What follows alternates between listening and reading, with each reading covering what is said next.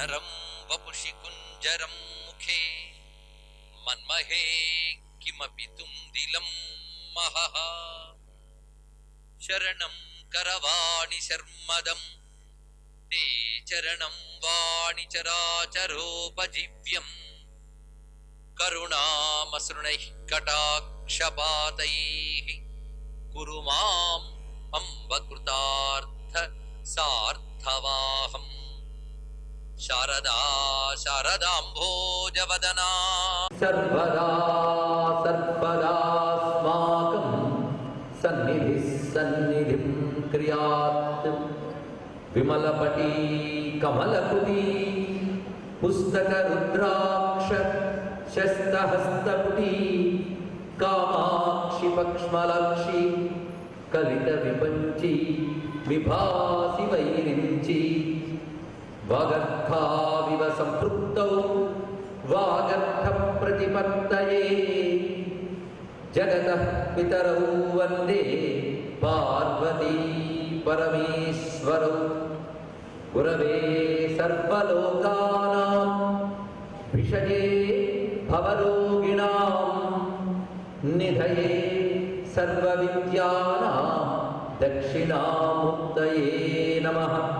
नारायण समारंभां व्यासशङ्करमध्यमाम् अस्मदाचार्यपर्यन्तां वन्दे गुरुपरम्पराम्। नारायणं नमस्कृत्य नरं चैव नरोत्तमं देवीं सरस्वतीं व्यासं ततो जयमुदीरयेत्। यज्ञेश अच्युत गोविंद माधव अनंत केशवा कृष्ण विष्णु हृषीकेश वासुदेव नमोस्तुते। कुंडली कुमारी कुटिले चंडी चराचर सवित्री चामुंडे गुणिनि गुहारणि गुह्ये गुरुमूर्ते त्वां नमामि कामाक्षी गुरुमूर्ते त्वां नमामि कामाक्षी। प्रणत जनतापवर्गा कृतरणसर्गा ससिंह संसर्गा कामाक्षी मुदित भर्गा हतरिपुवर्गा त्वमेव सा दुर्गा। जय जय जगदम्ब शिवे जय जय कामाक्षि जय जयाद्रिसुते जय जय महेश दयिते जय जय चिद्गगन कौमुदी धारे।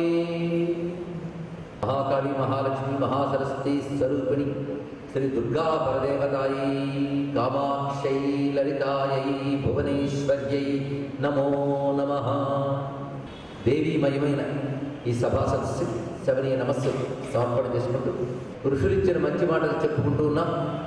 విశేషించి ఈసారి ఒక ప్రత్యేకమైన అంశం ఎంచుకోవడం జరిగింది.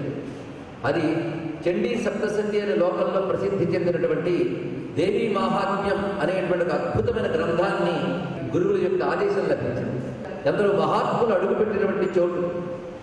అందుకే మహాత్ములైనటువంటి కాంచీ యతీశ్వరుడు ఈ చోట శక్తి స్థానం ఉండాలనే ఉద్దేశంతో వారి యొక్క అనుగ్రహ బలంతో కామాక్షిదేవి కృపాబలంతో నెల్లూరులో మూలపేటలో శక్తి స్థానం ఏర్పడింది. అదే కాంచీ కామకోటి పీఠ మఠం యొక్క శాఖ. అక్కడ జగద్గురువుల యొక్క ఆశీర్బలంతో శక్తిపీఠం ఏర్పడింది. అక్కడ నుండి జగన్మాత నెల్లూరు పురవాసులందరినీ అనుగ్రహిస్తూ ఉన్నది. అది మూల ఉందనుకోవద్దు. మూలపేటలో మూల అంటే కార్నర్ కాదు, మూలం అంటే ఆధారం అని అర్థం. అలాంటి ఆధారమైన పీఠంగా అక్కడ ఉన్నది. అక్కడ అని పెట్టబడినటువంటి గొప్ప పీఠం కామకోటి పీఠం. ఆదిశంకర భగవత్పాదుల వారి పరంపరలో శ్రీ శ్రీ శ్రీ విజయేంద్ర సరస్వతి స్వామి వారి యొక్క తపశ్శక్తితో వారి సూచన మేరకు వారి అనుజ్ఞ మేరకు ప్రతి నెల అక్కడ చండీ యాగం జరుగుతోంది. ఇది అభినందించదగ్గ విషయం. అతను భారతదేశ క్షేమం కోసం దేశమంతా కూడా చండీ యాగాలు జరగాలి. చండీ యాగం ఎందుకు అంటే దేశక్షేమం కోసం, ధర్మరక్షణ కోసం, ప్రకృతి ప్రశాంతంగా ఉండడం కోసం, మానవుల మధ్య ప్రకృతి మధ్య సామరస్యం ఏర్పడటం కోసం, దుష్ట శక్తులను దునుమాడటం కోసం చండీ హవనం జరగాలి. అందుకే వ్యాస భగవానుడు ఈ చండీ చరిత్రని లోకక్షేమం కోసం పురాణముల ద్వారా మనకు అందించారు. అందుకే ఉద్యమాలు, వీధుల్లోకి వెళ్ళి ధర్నాలు ఇలాంటివేవి చేయకుండా కేవలం తపశ్శక్తితోనే ధర్మాన్ని నిలబెట్టవచ్చు రుజువు చేసినటువంటి పీఠాధీశ్వరులు అందులో భాగంగా చండీ హవనం ప్రశాంతంగా ప్రతి నెల మనం వెళ్ళినా వెళ్ళకపోయినా జరిగేటట్టు అక్కడ ఏర్పాటు చేశారు. అయితే అలాంటి చోటుకు ప్రవేశించిన, ఆ హవనాన్ని చూసినా, అక్కడ ధ్వనించే మంత్రాలు చెవిలో పడ్డ మన జాతకాల్లో ఉన్న గ్రహదోషాలు తొలగుతాయి. బహుశా అలాంటి గ్రహదోషాలు తొలగే యోగం ఉన్న వాళ్ళే అలాంటి చోటుకు వెళతారేమో కూడా. మొత్తానికి అంత పవిత్రమైనటువంటి చోట పవిత్రమైన యాగం జరుగుతుంటుంది. మరి అక్కడ జరిగే యాగంలో వాడే మంత్రాల మహిమేమిటి, అందులో చెప్తున్న విశేషాలు ఏమిటో అందరూ తెలుసుకుంటే బాగుంటుంది అనే ఉద్దేశంతో ఈ ప్రవచనాన్ని ఏర్పాటు చేసుకుని ఆ చండీ సప్తశతి మంత్రములతో నిర్వహింపబడుతున్న యాగంలో వాడబడుతున్న మంత్రముల యందు ఏమున్నది అనేది చెప్పుకోవడానికి ప్రవచనం మనకి అమ్మవారు అనుగ్రహించారు. అయితే 5 రోజులు కూడా ఇది ఉపన్యాసం అని, ప్రవచనం అనే భావం మీకు నాకు ఉండకూడదు. ఇదొక చండీ యాగం. అయితే చండీ సప్తశతి గురించి ఎవరికి తెలియదు అని అనలేం. భారతదేశంలో ఆసేతు, సీతాచలం చండీ యాగాలు జరుగుతూనే ఉన్నాయి, మీ అందరికీ తెలుసు.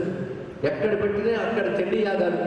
అసలు దేవీ నవరాత్రులు అంటే చండీ యాగం, చండీ పాఠం లేకుండా భారతదేశంలో ఎక్కడా జరగదు. ఒక్క మన తెలుగు వారమే కాదు, అటు ద్రవిడ దేశంలో ఇంకా లోపలికి వెళ్ళిన ఉత్తరాదిలో మన హిమాలయాల వరకు ఎక్కడికి చూసినా చండీ పాఠం అనేది చాలా ప్రసిద్ధిగా ఉంటూ ఉంటుంది. మధ్యప్రదేశ్, మహారాష్ట్ర, ఉత్తరప్రదేశ్, బీహార్, గుజరాత్ ఈ ప్రాంతాలలో, చివరి హిమాచల్ ప్రదేశ్ మొదలైన వాటిలో కూడా అమ్మవారి ఆరాధన అంటే చండీ పాఠ్ అంటే చండీ సప్తశతి పారాయణమే అనేది ప్రసిద్ధిగా ఉంది. ఇంకా మన వైపు లలితా సహస్రనామాలు, దేవీ భాగవతాలు ఇవి ఎక్కువ చెప్పుకుంటాం, కానీ అక్కడ వాళ్ళందరికీ తెలిసి ఒకటే గ్రంథం. ఏమిటా గ్రంథం అంటే ఇప్పుడు మనం చెప్పుకోబోతున్న చండీ సప్తశతి. ఇది మొత్తం భారతదేశంలో అందరికీ అంత ప్రధానమంటే మరి దీనిలో ఏదో ఒక రహస్యం ఉన్నది. విశేషం ఏంటంటే ఈ గ్రంథంలో మొత్తం 578 శ్లోకాలు ఉంటాయి, కానీ 700 మంత్రాల కింద దాన్ని విభాగం చేశారు. సప్తశతి అంటే 700 అని అర్థం. 700 మంత్రాల కింద దాన్ని విభాగం చేసి ఆ మంత్రాలతో హవనం చేస్తారు. హోమం చేసేటప్పుడు ఆ మంత్రముల ద్వారా ఆ దేవతా శక్తి ఆవిర్భవించి ఆ హోమం చేసిన వారిని రక్షిస్తుంది, వారి సంకల్పాన్ని నెరవేర్చుతూ ఉంటుంది. నేటికి కూడా చండీ హోమములు చేసి అద్భుతమైన ఫలితాలు పొందిన వారి సంఖ్య అసంఖ్యాకం. ఎక్కడ జరిగినానండి అంతే కదా, ప్రాంతంలో ఒక దివ్యత్వం ఏర్పడుతున్నది. అలాంటివి ఎన్నో స్వానుభవంతో తెలుసుకున్నటువంటి విషయాలు చాలా చాలా ఉన్నాయి. అవన్నీ చెప్తుంటే చండీ గురించి చెప్తామంటే 5 రోజులు సరిపోదు, సంవత్సరం కూడా సరిపోదు. ఆ మాటకు వస్తే చండీ యాగాలు కూడా శతచండీ ఉంది, అయుత చండీ ఉన్నది, మామూలు ఏకచండీ ఉన్నది. వాళ్ళ శక్తి అనుసారం చండీ హవనాలు చేస్తారు. అయితే ఇది జ్ఞానరూపమైన చండీ యాగం. ఏ శ్రమ లేకుండా అందరూ కూర్చొని ఆ చండీ దేవత యొక్క అనుగ్రహం పొందడానికి అనుకూలమైనటువంటి ఒక ప్రత్యేకమైన హవనం వాక్రూపంలో ఇక్కడ జరగబోతున్నది. ఇది గ్రహించగలిగే వారు గ్రహించినంత. మా బాధ్యత మాత్రం ఇది సామాన్యమైన ప్రవచనం కాదు. ఇది ఒక మహోపాసన, ఒక మహాయాగం, మహాయోగంగా మేము భావిస్తూ ఉపక్రమిస్తూ ఉన్నాయి. కొందరు ఏం చేస్తారంటే దేవీ సప్తశతి అని కూడా వ్యవహరిస్తారు, మరి కొంతమంది దుర్గా సప్తశతి అనడం కూడా కనబడుతున్నది. కానీ ఎందుకు దీని అసలు పేరు ఏమిటో పరిశీలిద్దాం నెమ్మదిగా. దీని అసలు పేరు దేవీ మాహాత్మ్యం, ఇంతే దీని పేరండి. ఈ గ్రంథం చివరిలో కూడాను ఏతత్తే కథితం భూపా దేవీ మాహాత్మ్యం ఉత్తమం అని చివరిలో చెప్పబడుతుంది. దేవీ మాహాత్మ్యం ఉత్తమం ఏతత్తే కథితం అని చెప్పబడుతుంది. అంటే నీకు చెప్పిన దాని పేరు దేవీ మాహాత్మ్యం అని గ్రంథంలోనే చెప్పారు, కానీ గ్రంథం పేరు దేవీ మాహాత్మ్యం. అంతేగాని చండీ సప్తశతిని గ్రంథానికి పేరు లేదు, దేవీ మాహాత్మ్యం మాత్రమే పేరు లేదు ఇక్కడ. ఈ గ్రంథం ఎక్కడిది అంటే అష్టాదశ పురాణాల్లో ఒకటైనటువంటి మార్కండేయ పురాణంలో చెప్పబడుతూ ఉన్నటువంటిది. దీని మహిమ ఆశ్చర్యం. అసలు మార్కండేయ పురాణంలో ఒక 13 అధ్యాయాల గ్రంథం ఇదంటే.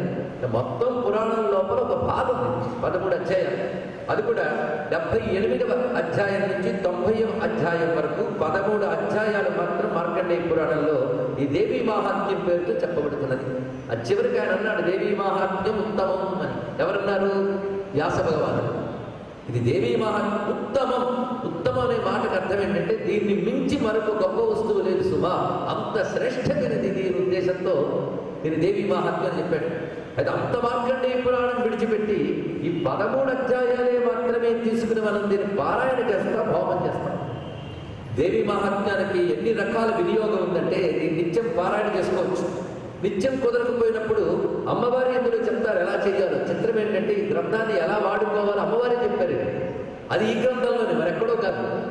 ఈ దేవీ మహాత్మ్యాన్ని నిత్యం పారాయణ చేసిన, నిత్యం లేనప్పుడు అష్టమి కానీ, చతుర్దశి కానీ, అమావాస్య కానీ, నవమి కానీ, పూర్ణిమ కానీ, వీటిని దేవీ పర్వములు అంటారు.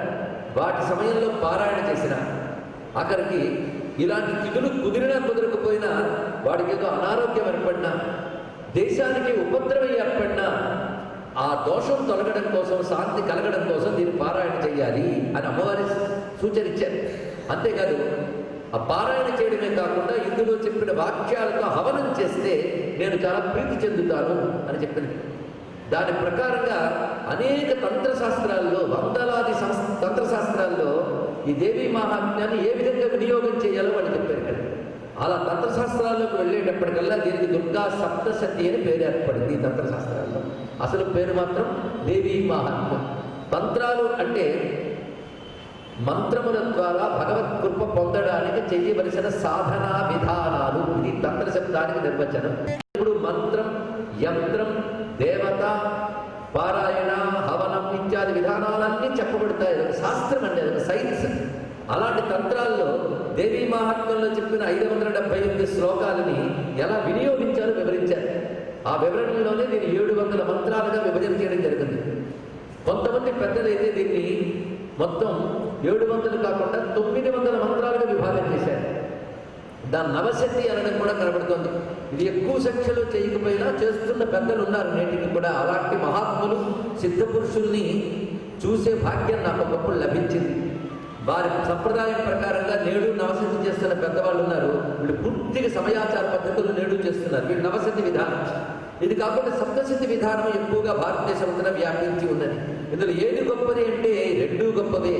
వారు పద్ధతిగా శ్రద్ధగా చేస్తే ఏదైనా గొప్పది. వారి పద్ధతులు వారు చేయాలి కనుక సప్తశతి అని 700 మంత్రాలుగా చేయడం ఎక్కువ ప్రసిద్ధి చెందింది కనుక లోకల్లో అందరూ చండీ సప్తశతి అనడం ఎక్కువ అలవాటు. సామాన్యులకైతే ఇంకో మాట బాగా తెలుసు, చండీ హోమం, చండీ హోమం. అందులో ఏం చదువుతారో తెలియదు, ఏం జరుగుతుందో తెలియదు. ఒక్కటి మాత్రం తెలుసు, చండీ హోమం చేస్తే ఏదో గొప్ప జరిగిపోతుంది అని. కనీసం అజ్ఞానమైన ఉంది, సంతోషించాను. చాలామంది విషయం కంటే పరిస్థితుల మీద భలే ఆసక్తి ఉంటూ ఉంటుంది. ఎందుకంటే చండీ హోమం చేస్తే తప్పకుండా విజయం జరుగుతుంది, ఆరోగ్యం లభిస్తుంది, ఐశ్వర్యం సిద్ధిస్తుంది. ఎక్కడైనా వైషమ్యాలు ఏర్పడినా, మానవ సంబంధాల్లో కలహాలు మొదలైన ఉన్న అవి కూడా తొలగి శాంతి ఏర్పడుతుంది అనే అభిప్రాయం చాలా మందికి తెలుసు. అవి చేసి నెడిగి ఫలితాలు పొందుతున్నటువంటి వారు ఉన్నారు. సనాతన ధర్మం, హైందవ ధర్మం బాగుంటేనే భారతదేశంలో అన్ని మతాలు బాగుంటాయి, అన్ని కులాలు బాగుంటాయి తెలుసుకుంటారు. హైందవ ధర్మం విశ్వశ్రేయస్సును కోరుతూ దేవతల్ని ఆహ్వానం చేయగలిగిన శక్తి కలిగింది ఇక్కడ. అలాంటి సనాతన ధర్మమైన హైందవ మతంలో ఈ చండీ మహాత్మ్యం లేదా దేవీ మహాత్మ్యం అత్యంత ప్రధానమైన గ్రంథమే ఉన్నది. అందుకే ప్రతివారు ఎప్పుడైనా ఎక్కడైనా శాస్త్ర విధిని అనుసరించి చేయవచ్చు. కానీ ఏడాదికి ఒక్కసారి శరన్నవరాత్రుల్లోనైనా అమ్మవారి ఆరాధన చేసి ఈ చండీ హవనం చేయండిరా అని అమ్మవారే చెప్తారు చివరి అధ్యాయాల్లో. ఎందుకోసం అంటే దేశక్షేమం కోసం. ఇంకా భారతదేశంలో వేల ఏళ్ల నుంచి ఇన్ని దాడులు జరుగుతూ ఉన్నా, దుర్మార్గులైన నాయకులు హిందూ ధర్మాన్ని అనేక రకాలుగా హింసిస్తూ ఉన్నా ఇప్పటికీ ఇలా మనం నిల్చుని మాట్లాడగలుగుతున్నాము అంటే ఇప్పటికీ ప్రతి ఏడాది ఎక్కడో ఒక దగ్గర ఎవరో ఒకరు శాస్త్ర పద్ధతిగా చేస్తున్న ఈ చండీ హోమాల ప్రభావమేనని సభలో చెప్పడానికి మాకేమీ సందేహం లేదు. అందుకు చండీ హోమానికి, చండీ పారాయణకి, చండీ జపానికి ఎంత విశేషం ఉన్నది. 700 మంత్రాలున్న దీంట్లో ఏవో కొన్ని శ్లోకాలు, ఒక్కొక్క శ్లోకం తీసుకున్నా ఆరోగ్యానికి ఒకటి, అరిష్టాలు పోవడానికి ఒకటి, గ్రహశాంతులకు ఒకటి, దరిద్రం పోవడానికి ఒకటి, కలహాలు పోవడానికి ఒకటి, ఇలా ఒక్కొక్క దానికి ఒక ప్రత్యేక శ్లోకం చెప్పబడింది. ఆ శ్లోకాలు జపం చేసుకోవచ్చు. ఒక్కొక్క శ్లోకం తీసుకుంటూ జపం చేసుకోవచ్చు. చిట్ట చివరికి ఆ జపం కొన్ని వేల సంఖ్యలోనో లక్షల సంఖ్యలోనో చేసి దానితో హవనం కూడా చేసుకునే పద్ధతులు ఉన్నాయి. మొత్తానికి దేవీ మహాత్మ్యుల ప్రతి శ్లోకంలోనూ ఒక్కొక్క శక్తి ఉన్నది. అది శ్రవణ మాత్రం చేతనే మహిమనివ్వగలదు. అలాంటి మహిమాన్వితమైన శ్లోకాలు చెప్పుకోవాలి అంటే అమ్మవారి అనుగ్రహం ఉంటే కానీ లభించదు. అంత తేలిక కాదండి. ఇక్కడ మనకి నాళ్ళకి ఆ తల్లి అనుగ్రహం లభించింది ఈ రూపంగా చెప్పుకొని ధరించడానికి. కానీ బయటికి ఇందులో అమ్మవారి యొక్క లీలలు ఉన్నాయి, మహిమలు ఉన్నాయి, రూపాలు ఉన్నాయి. ఇవన్నీ కూడా వింటూ ఉన్న కొద్దీ, చదువుతున్న కొద్దీ ఆనందం కలుగుతుంటుంది. ఆ ఆనందం హోమ సమయంలో కూడా అనుభవించాలండి. అప్పుడు నిజమైనటువంటి ఆరాధన అవుతుంది. ఇక్కడ దేవత అనుభూతి మనకు రావాలి. ఇక్కడ కేవలం మంత్రం చేస్తున్నా, నెయ్యి పోస్తున్నామని కాకుండా దేవతానుభూతి హృదయానికి వస్తే దేవతానుగ్రహం తప్పకుండా వస్తుంది. ఇది అయుత చెండి యాగంతో సమానం అవుతుందో సందేహం లేదు. ఇక్కడ అర్థసహితంగా పొందిన దానికి అర్థరహితంగా చేసిన దానికంటే కొన్ని కోట్ల రెట్ల ఫలితం ఉంటుందని శాస్త్రం చెప్తుంది మనకి ఇక్కడ. అందుకు అర్థవంతమైనటువంటి ఫలితాన్ని మనం పొందడం కోసం ఇక్కడ వినిచేస్తాం. అంతేకాదు పేరు దేవీ మహాత్మ్యం అన్నారు కానీ చెండి అనలేదుగా. అయితే దేవీ మహాత్మ్యంలో చెప్పబట్టే దేవి ఎవరు? ఇది పెద్ద ప్రశ్న. దేవీ మహాత్మ్యంలో దేవి అనగానే మహిషాసురమర్దనం చేసిన ఉగ్రమైన స్వరూపం అందరికీ భ్రాంతి ఉంది. కానీ దేవీ మహాత్మ్యంలో దేవి ఎవరో మహాత్మ్యం వింటుంటే మీకే తెలిసిపోతుంది. కానీ అంతవరకు ఎందుకు దాచడమని ముందే చెప్తున్నాం. దేవీ మహాత్మ్యంలో చెప్పబడ్డ దేవి దుర్గాలక్ష్మి సరస్వతుల్లో ఒకరు కాదు. దుర్గాలక్ష్మి సరస్వతులు కూడా ఒక్కరే అయిన అమ్మవారిగా చెప్పబడుతున్నారు ఇక్కడ. ఇది ప్రధానం. కనుక మొత్తం దేవీ మహాత్మ్యంలో చెప్పబడుతున్న దేవి లలితగా, దుర్గగా, లక్ష్మిగా, సరస్వతిగా, గౌరిగా, రాధగా అనేక రూపాలతో ఆరాధింపబడుతున్న ఒకే ఒక్క పరాశక్తి. ఆ పరాశక్తి దేవీ మహాత్మ్యంలో చెప్పబడుతున్న దేవి. అంతేగాని ఉగ్రమైనటువంటి దేవీస్ మాత్రమే కాదు, ఇందులో అన్ని రకాల దేవతామూర్తులు ఉన్నాయి. కనుక ఒక్క దేవీ మహాత్మ్య పారాయణ అమ్మవారి అన్ని రూపాలను ఉపాసన చేసిన, ఆరాధించిన ఫలితాన్ని మనకు ప్రసాదిస్తున్నది. అంత మహిమాన్వితమైన దేవీ మహాత్మ్యం. ఇంత విశాలమైన అర్థం తెలుసుకోగలిగారండి. దేవీ మహాత్మ్యం గట్టిగా ఆలోచిస్తే బ్రహ్మ విద్య, ఇది బాగా తెలుసుకోవాల్సిన ప్రధానమైన అంశం. దేవీ మహాత్మ్యం ఉపనిషత్తులు చెప్పినటువంటి లక్ష్యం ఏదుందో, సత్యం ఏదుందో దాన్ని ప్రతిపాదించడానికి పుట్టిన మహాగ్రంథం. అంతేగాని శత్రువులను పోగొట్టుకోవడానికో, కోరికలు నెరవేర్చుకోవడానికో పనికొచ్చే గ్రంథం మాత్రమే కాదు అంటే ఆ కోరికలు నెరవేరుతాయి. అర్థం తెలుసుకునే ప్రయత్నం చేస్తే అది ఉపనిషత్తుల్లో దాగిన బ్రహ్మ విద్య ఏదో అది అందిస్తున్నది. కనుక దేవీ మహాత్మ్యాన్ని మన కథా కాలక్షేపంగా వినరాదు. అయినప్పటికీ ఇప్పటికీ శృంగేరి జగద్గురువులు భారతీయ మహాస్వామి వారి యొక్క ఆశీర్వచనం వల్ల వారి పీఠాల్లో ఈ ప్రవచనం చేయడం జరిగినది. అలాగే కాంచీ యతీంద్రుడి యొక్క అనుగ్రహం వల్ల దివ్యమైన స్థలముల యందు మాత్రమే చెప్పడం జరిగింది. ఒకటి శ్రీశైలం, ఒకటి కాశీ మహాక్షేత్రం, ఇంకోటి శృంగేరి జగద్గురువుల పీఠాలు, కాంచీ పీఠాలు, ఇలాంటి చోట్ల మాత్రమే చెప్పినటువంటి ఈ దేవీ మహాత్మ్యాన్ని మొట్టమొదటి ఊళ్ళోకి తేవడం జరిగిందండి. ఇక్కడ హోమాలు చేయడానికి, పారాయణకి మాత్రమే కాకుండా జ్ఞానం కోసం భక్తిగా కూర్చొని చదువుకోవలసినటువంటి గ్రంథం ఇది. మొత్తానికి ఇందులో చెప్పబడ్డ దేవి ఎవరంటే బ్రహ్మ విద్యా స్వరూపిణి, సాక్షాత్ బ్రహ్మ విద్యాది దేవత అయిన ఆ జగన్మాత పరాశక్తి ఇందులో ప్రతిపాదింపబడుతూ ఉంటుంది ఇక్కడ. అందుకే ఈ గ్రంథం కష్టాలు వచ్చినప్పుడు బయటపడడానికి పారాయణ చేస్తూనే కొన్నాళ్ళకి ఆ తల్లి దయ వల్ల చిత్తం శుద్ధం అవుతుంది. అప్పుడు మనం ఇందులో ఒక్కొక్క శ్లోకంలోనూ అమ్మవారి యొక్క మహిమ, వైభవము, రూపము, గుణము, లీల, తత్వము ఇవి కనబడుతుంటాయి. మొత్తానికి గ్రంథంలో ఉన్న అంశాలు ఎన్నో పరిశీలిద్దాం మరొక్కసారి. అమ్మవారి రూపాలు, ఆమె యొక్క అనంతమైన మహిమలు, ఆ తల్లి చేసిన లీలలు, వీటితో పాటు ఆ తల్లి యొక్క అసలు తత్వం ఇందులో ప్రతిపాదింపబడుతుంది. ఇవన్నీ గ్రహించగలం మనం. అదే భక్తిగా దీన్ని తెలుసుకోవచ్చు, జ్ఞానంగా దీన్ని అధ్యయనం చేయవచ్చు. కనుక భక్తికి, జ్ఞానానికి పనికొచ్చే గొప్ప గ్రంథం. కేవలం అభీష్ట సిద్ధికి, అనిష్ట పరిహారానికి మాత్రమే కాకుండా భక్తి జ్ఞానాలు మనలో వృద్ధి చెందడం కోసం ఈ గ్రంథం పనికొస్తుంది. వీటితో పాటు మరొకటి ఉంది గ్రంథంలో, ధర్మం. ఎప్పుడైనా ఒక సద్గ్రంథానికి 3 లక్షణాలు ఉండాలండి. ఆ సద్గ్రంథం తెలుసుకోవడం వల్ల నీలో ధార్మికత పెరగాలి. అధర్మం నుంచి నువ్వు మరలి ధర్మాన్ని పాటించగలగాలి. అటువంటి ప్రబోధము ఆ గ్రంథం ఇవ్వాలి. ఇది ధార్మిక ప్రయోజనం. ఇది ముందు మంచి గ్రంథం వల్ల కలగవలసిన మొదటి ప్రయోజనం. రెండవది భగవంతుని ఆశ్రయించే భక్తి పెరగాలి. అది రెండవ ప్రయోజనం. ఆ గ్రంథం అంతా వినడం వల్ల నీకు భగవంతునిపై భక్తి పెరగాలి. ఇదివరకు భక్తి ఉన్నట్లయితే ఇంకా వృద్ధి చెందాలి. కనుక భక్తి పెరగడం రెండవ ప్రయోజనం. మూడవది జ్ఞానం కలగడం. ఇది మూడవ ప్రయోజనం. ఈ 3 ప్రయోజనాలు సిద్ధిస్తే చాలు, బ్రతుకు పరిపూర్ణమైపోతుంది. అందుకే ధర్మము, భక్తి, జ్ఞానము ఈ 3 కలిగించడం కోసం పనికొచ్చే గ్రంథమే గొప్ప గ్రంథం. అంతేగాని కేవలం కోరికలు తీర్చుకోవడానికో, శత్రువుల మీద ప్రయోగించడానికో పనికొచ్చే గ్రంథం అయితే ఇంత ఉత్తమమైన విలువలు దానికి ఉండవు. కానీ దేవి మహాత్మ్యంలో ఈ 3 అంశములు ఉన్నాయి. ఏవి? ధర్మము, భక్తి, జ్ఞానం. ఈ 3 ఇందులో మనకు లభిస్తూ ఉంటాయి. ఈ 3ంటిని గ్రహించడానికి వటం వేసి కూర్చోవాలి. అదే సమయంలో ఇందులో ప్రతి శ్లోకం మంత్రమే కనుక దాన్ని మనం వ్యాఖ్యానం చేస్తూ ఉంటే మంత్రము అనగా శక్తివంతమైన శబ్దము. ఇది నిర్వచనం. ఏ శబ్దములో సహజంగా ఒక దివ్యశక్తి ఉంటుందో దానికి మంత్రం అనాలి. ఈ దివ్యమైనటువంటి 578 శ్లోకాల్లో కూడా అటువంటి శక్తి ఉన్నది. అందుకే ఇదంతా మంత్రమే. ఇది ఇక్కడ కూర్చుని వింటూ ఉన్న ఈ ప్రాంగణం అంతా శక్తివంతమై ఆ కూర్చుని వారిని తరింపజేస్తుంది. అంత శక్తివంతమైనది. ఇప్పుడు ఆ దివ్యమైన గ్రంథంలోకి మనం ప్రవేశిస్తూ ఆ గ్రంథ దేవతకి నమస్కారం చేసుకుంటాం. ఎందుకంటే చండీ పారాయణ కూడా ఎలా చెయ్యాలో చెప్పారండి. అర్థానుసంధాన పూర్వకం అది చెప్పారు. పారాయణ అర్థాన్ని అనుసంధానం చేస్తూ మరీ వేగంగా చదవకుండా, మరి తాపిగా చదవకుండా మధ్యమ స్వరంతో స్పష్టముగా పలకాలి. అంటే అన్ని వేద సూక్తాల్లో చెప్పినవన్నీ తీసుకొచ్చి గ్రంథంలో పెట్టిందండి ఆ తల్లి. వ్యాస భగవాని ద్వారా పెట్టించింది. కనుక వేదవ్యాస భగవానుడు వేదాల్లో చెప్పబడ్డ దేవీ సూక్తములన్నింటిలోని సారాన్ని తీసుకొచ్చి గ్రంథంలో నిక్షిప్తం చేశాడు. అంత గొప్పది ఈ గ్రంథం. కుండలి కుమారి పుటులే చండీ చరాచర సవిత్రి చాముండే గుడిని గుహారిని గుహి గురుమూర్తి త్వాంనమామి కామాక్షి. హే కామాక్షి, నువ్వే చండివి, నువ్వే చాముండవు, నువ్వు బ్రహ్మజ్ఞానాన్నిచ్చే గురుమూర్తివి, నువ్వు సర్వ ప్రాణులలో సంచరించే కుండలినివి అన్నారు. కనుక చండీదేవి అంటే కుండలిని శక్తియే, మరొకటి కాదు. మళ్ళీ ఆ తల్లియే ప్రణత జనతాపవర్గ కుటరణ సర్గ ససింహ సంసర్గ కామాక్షి ముదిత వర్గ హతరిపు వర్గ త్వమేవ సా దుర్గా అనిపించాడు మూక కవి. అంటే ఆ కామాక్షియే దుర్గా, చండీ ఇత్యాది రూపాలతో ఉన్నది. కనుక లలితాదేవికి చండీదేవికి భేదం లేదు. ఒక్కసారి లలితానామాలు మనం పరిశీలిస్తే అపర్ణ చండిక చండముండాసుర నిషూదిని, మరి అక్కడ చండీదేవతే చెప్పబడుతుంది.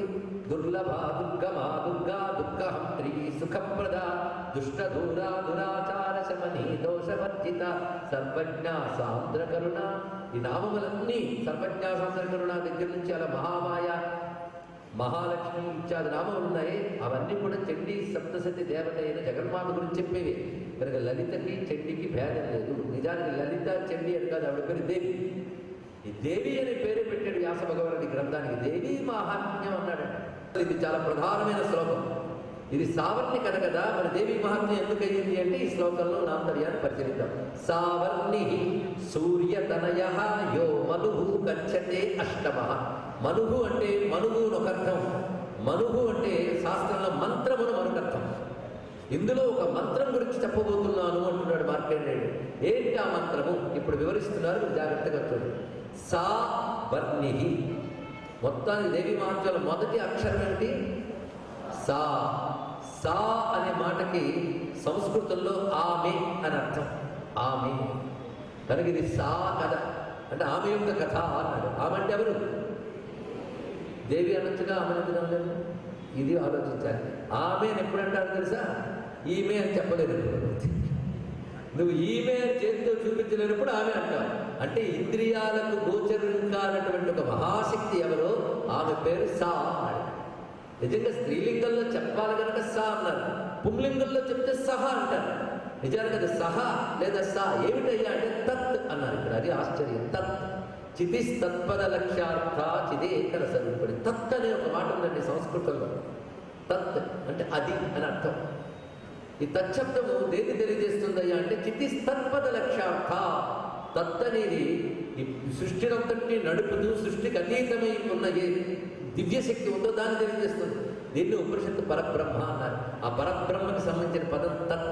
అదే గాయత్రి మంత్రంలో మొదటి అక్షరం తత్.